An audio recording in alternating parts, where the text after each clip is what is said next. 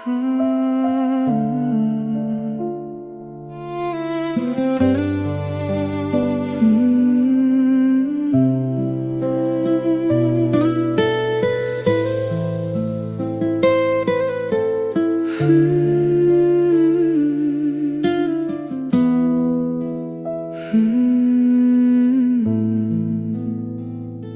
ល់ពេលរាត្រី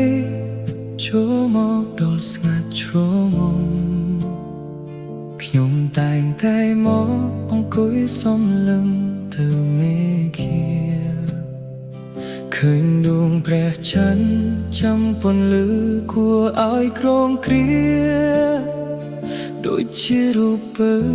ស្រស់សោភាអត់មានតន់តែបានត្រឹមមើលពីចំងាយតែប៉ុណ្ណោះព្រោះដឹងខ្លួនឯងមិនសមឋានៈនឹងរូបអូននៅខ្ពស់ពេកខ្ពស់ហួសពីដៃបងឈូជាដួងតារាបំភ្លឺក្នុងចិត្តមនុស្សគ្រប់គ្នារីឯរូបបងគ្រាន់តែជាមនុស្សធម្មតាដែលលួចស្នេហាព្រះច័ន្ទម្នាក់ឯងក្នុងចិត្តមិនហ៊ានហាមមាត់មិនហ៊ានប្រាប់ការពិតខ្លាចពន្លឺបើត្រូវរលីបាត់ពីកែវភ្នែកអូនជាព្រះច័ន្ទដ៏ស្រស់ស្អាតនៅលើមេឃបងជាអ្នកលួចស្រឡាញ់ខ្ញុំញែកណាឯងនៅទីនេះបានត្រឹមផ្ញើចិត្តតាមខ្យល់បក់រវិចស័យសង្ឃឹមព្រះច័ន្ទនឹងបានដឹងចិត្តបងខ្លា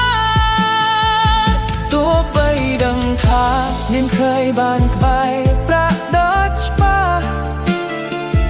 ក៏ស្ម័គ្រឈរមើលព្រះចំរះដោយស្នាមញញឹមទោះបីជាអូនមិនដែលដឹងថាមានបងទោះបីនួលអងផ្ដល់ពន្លឺឲ្យអ្នកណាផ្សេងក៏បងមិនខឹងមិនតូចចិត្តឡើយណាថ្លៃសំប្រំបានស្រឡាញ់តែការស្ងៀមស្ងាត់អូនជាព្រះច័ន្ទដ៏ស្រស់ស្អាតនៅលើមេឃបងជាអ្នកលួចស្រឡាញ់